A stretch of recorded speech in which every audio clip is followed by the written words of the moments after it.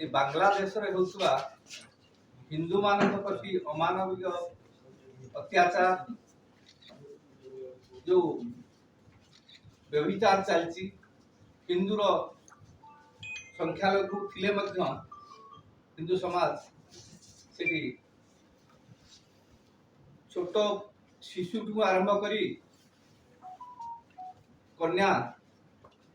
युवती वृद्धा पर्यंत समस्त की अत्याचार करा जाउची एवं समानंकर दुकान व्यवसाय प्रतिष्ठान घर द्वार सब भांगी देउचंती पोड़ी देउचंती एवं वर्तमान अवस्थापित सरकार से कौन प्रतिकार करूना प्रतिक्रिया भी रखुना जहाँफल बांग्लादेश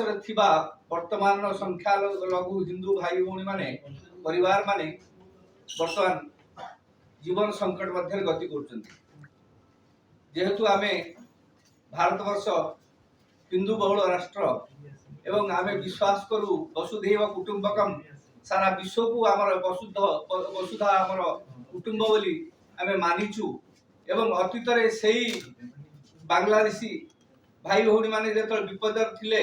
आमर हिंदू जवान माने हिंदू सरकार तांको मुक्त करी स्वाधीनता प्राप्त करैथिले किंतु दुर्भाग्यजनक विषय एवं चिंतार विषय आमे हिंदू भाई माने सेठी हिंदू परिवार सेठी अवहेलित एही परिप्रेक्षी आमर भुवनेश्वर रे जेते हिंदू संगठन अछंती हिंदू विश्वास रे चलुथिवा समस्त संप्रदाय आमर संघ परिवार विश्व हिंदू परिषद तथा अन्य जते संघ महिमालेख गायत्री परिवार जयगुर समस्त जते संप्रदाय अछंती पथपंथी बुद्धिस्ट समस्त एति सहयोग करुचंती आसंता काली 10 तारीख दिन 11 स्थानीय प्रदर्शन पड़िया थारे एकत्रित व्यवस्था करा जायछि आकलन करा हिंदू भाई भौणी माने माँ माने 10,000 रु ऊर्ध्व एकत्रित हेबे एवं तार प्रतिवाद निमंते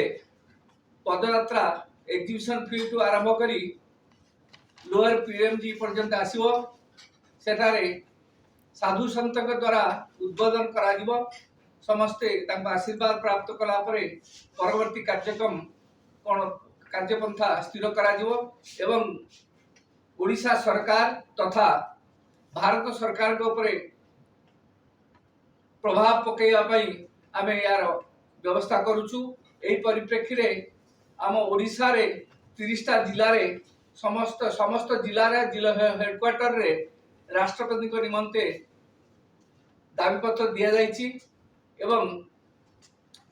ओडिशा बाहर भी